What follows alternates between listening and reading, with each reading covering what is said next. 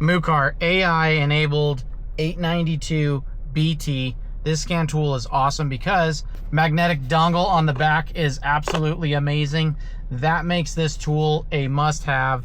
I typically do not like the wireless scan tools, but this one I absolutely like because that dongle gets to be stored right back there. It is magnetic. It holds on nice and tight. Now, if you've watched my previous videos when I do scan tool reviews like this one, I have always said that I like the ones with the cords in general, just because you don't have to worry about anything like that. But this one has changed my perspective because I'm not going to lose this. That stays put right there. It's not going to be set on top of the screen and scratch it. So that is a huge feat that this has. The other thing is, this is very, very fast. This is an 8-inch screen, so it's not overly over the top on the screen size like some of them are. 8-inch, I think, is the happy medium on that. So before we get too far into this, I'm going to go ahead and plug in the OBD2 dongle. But I want to go into one other thing that I noticed with this scan tool that I think is really, really neat, is there's no setup to it. So that means that you do not have to go and sign up for whatever program that they have. You don't need any of that. You just can go straight into upgrade, where you can go ahead and upgrade all of your software. This is free lifetime software downloads. You can see that this isn't working because I'm not connected to Wi-Fi right now, but I have already done this. I am in a different location. I wanted nice shades so that way we could see the actual scan tool screen. So that's why we're away from Wi-Fi right now, but we're gonna deal with that. But I also want to point out that there is AI built into this. So now you could tap on that. And again, I don't have Wi-Fi, but we will have Wi-Fi later on in this video, and we will go ahead and look into that. But you have AI in there, and you can ask it questions, and it will tell you a response that's going to help you with your diagnostics. So we're going to go ahead and get into that a little bit later. But for right now, like I said, I'm going to plug this in. Give me a second to plug this in. All right, I just plugged it in just like that. We're already connected. So let's go ahead and hit diagnose. We're going to do an auto search. You can see, like I said, how quickly this thing moves through, and I absolutely love that. Now, I will say I've been using this for a few weeks, and this is coming super handy. Basic scan tool will help out, the one that just reads codes, but this one goes even further, where we can read codes, we can read data, we can command on and off different parameters. Like, just for example, on Friday of last week, I actually had a 23 Duramax diesel that I had a def injector issue, and I had actually command it on and off to hear an audible click to see if it was actually communicating and being commanded on, to which it was not. So then I fixed the def injector, and then I was able to retest afterwards. But let's get into this. Now, this truck is a 2024 Silverado 1500 with the 3.0 Duramax diesel. So this is the LZ0, but what we're going to do is go into this and show what we can actually see and do inside this on a 24 truck. Now, it's not limited to just GM only, but I am a GM technician, so I typically have just GM vehicles. So I want to point out that just today I had a P0496 that I was diagnosing on a 2020 Chevrolet Trax. I used this scan tool to do that. I had to command the evap system closed so I can monitor some data. We went ahead and took care of that. I also had a 2007 Silverado with a 6.6 LBZ Duramax diesel, and they had some EGR issues, and I was able to do the EGR cleaning procedure through the commands of this. But now let's get into this 24 Silverado. We're going to go straight into the ECM. Like I said, we're going to dive into some of these just to show what it can do, and hopefully there's no what it can't do. But I do have the truck running right now, and let's do this. Does have a stop-start system, so we'll continue on. We are going to read fault codes. I should not have any fault codes in this truck, so if I do, we have the P0402. I can explain that one, but it has to do with all of the intake parts that I have on this truck. It's right on the edge of the P0402 code setting. It's just not setting enough, so it's seeing that there's additional airflow, so that's set in the background. But that pulled up a code that was pending, so I don't have a check engine light, but it pulled up a pending code. So that is fantastic, because some tools actually will not read that. But let's just go into read data stream so we can kind of see how quickly this works. As you can see, this is all real time. I'm not fast forwarding anything. And I also want to point out this right there, that's a recorder. So we're going to go ahead and record right now, and now that's recording the screen. So we're going to select all, so that way we could put it under max load, Look how quickly this pulls it up. Isn't that cool? So we can click and drag this out of our way if we want to put that up there. I guess it can't go that far up there. But we have all of these parameters that we're able to read right now. And you can see it moves quickly. So here's our engine oil pressure. Let's see how this responds. Let's go into graphing right there. You can see graphing. I'm going to go ahead and rev it up a little bit.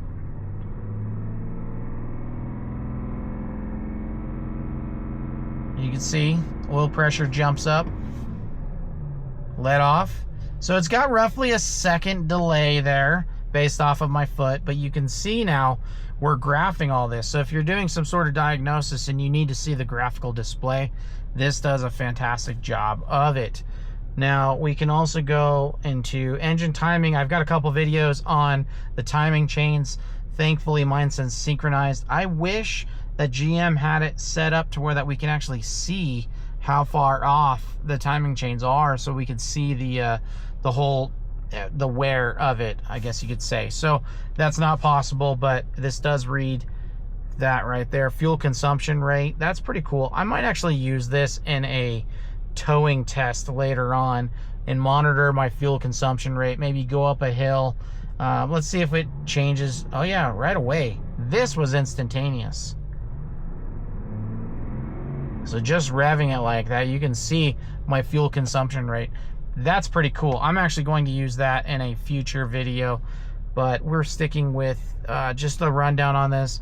Now you can see there's a lot of data to read on there. We could spend hours just in this. So we're gonna go ahead and back out, and I wanna do some commands. Let's see here. We can do actuation test. Let's see what's inside here. It has all the good stuff in there. So active grill air shutter, cooling fan, so you could test your fans in these trucks. We have 3. EGR valve you can move. I don't know what command there is for a mass airflow sensor. Let's go ahead and take a look at that. Right after this, we'll go into that particulate filter regeneration. I just felt this mass airflow sensor reading was a little weird, but we're getting 13 grams per second at idle right now. So I don't know what would happen if I command on off. I was just curious. I wanted to look into this. So I don't know, maybe you guys that are watching this can go ahead and give me some insight on that. But where were we going? We were at mass airflow, particulate filter regen. So these are 2 awesome setups right here. So now we could do enable, and what that'll do is allow me to do a regen while I'm driving. And if I do a particulate filter service regen, that will be the parked regen. Now I do have a video on that where I use the actual Banks gauges. So we won't get into that, but if you want more details on what all those are about, go ahead and check out that video. But this does have that ability to do that. Let's see here. Anything else in there? Be sure to comment, because whenever I do these videos on the scan tools, people do generally post comments. Hey, what about this? What about that? And then there's stuff that I miss because I'm on here doing this on my own. So I'm just kind of going over what I think I would want to see. Now, these 2 right here, these are 2 tests that you need to do whenever there is a major issue with the reductant system. I'm not going to touch those because I don't have an issue and I don't want to have an issue.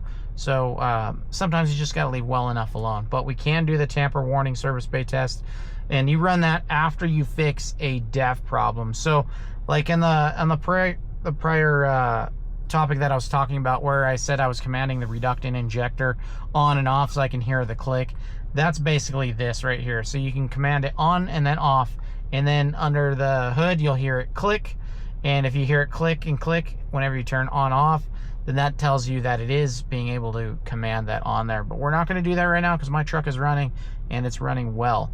So that's the engine side of things. I do want to get into, I get a lot of questions about the brakes.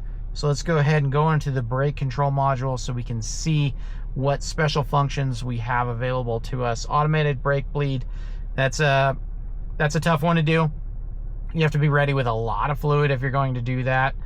Steering wheel angle sensor offset calibration, that's great. Front axle pad monitoring reset, rear axle pad monitoring reset, so that's fantastic. Let's see here, parking brake calibration. So let's go back now and actuation test. This will show us, wow, brake hydraulics test. I don't think I've ever done that. Deactivate brake boost, right there. Deactivate rear park brake service and activate rear park brake service position. That is fantastic to have. Let's go ahead and back out now. So we can, I don't know what we could do in the body control module. Let's see, let's keep scrolling and see what else we have in here. There's a lot of modules that this can talk to. Now obviously, like the running board control module, it's showing that on there, but this truck doesn't have a running board control module because I don't have that option. That's typically on a high country and whatnot. So we have the radars that we can mess with, but we're not going to, because mine's all working great. Front view camera, side obstacle detection, automated driving mapping module. Again, I don't have that module, but if you had the self-driving ability, that would be where you're going in for that. Let's go into the IPC, because that's one that I know that I haven't gone into. We will go into the full screen. Let's see here. I want to go to actuation test. So heads up display, which I don't have. Illuminate all indicators. If I hit that, it'll light up my dash with everything on to verify that all the lights are working and whatnot. So let's go ahead and go into the transmission control module, because that is one that people often ask about. Look at all those 10-speed options. We're going into MQC. Now, let's go into special functions. We can put the transmission service fast learn into effect. That is, that's amazing, because if you do a transmission repair of some sort, you're going to need to do that. And adaptive pressure reset is available there as well. What do we do? Let's go actuation. So we can test these. I'm not going to go too deep into these. Feel free to comment though if you think that those are some good actuation tests to do right there. We can read the data stream. Let's go ahead and hop into that, because I don't think I show that typically in these scan tool videos. And like I said, look how responsive this is. I love that I could just click it and we're going. We're just going. There's no time wasted. Let's see here. Oh, look at that. Since last trouble code cleared. Let's ignore that. Ooh, I like the requested axle torque. We can check out our input and output speeds. Look for slipping that way. Like I said, this is a tool that'll help you diagnose. So if you get a check engine light, you pull the code, you see whatever it's related to, then you go in here and you monitor the data and you see what's going on with it. And this will do just that. 194 degrees. I'm showing 192 on my dash. So that is pretty close. You can see the solenoid right there.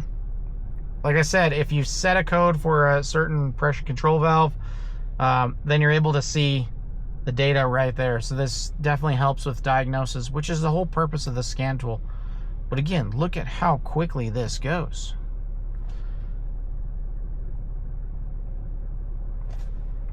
All right, let's go ahead and do a quick little AI test on this.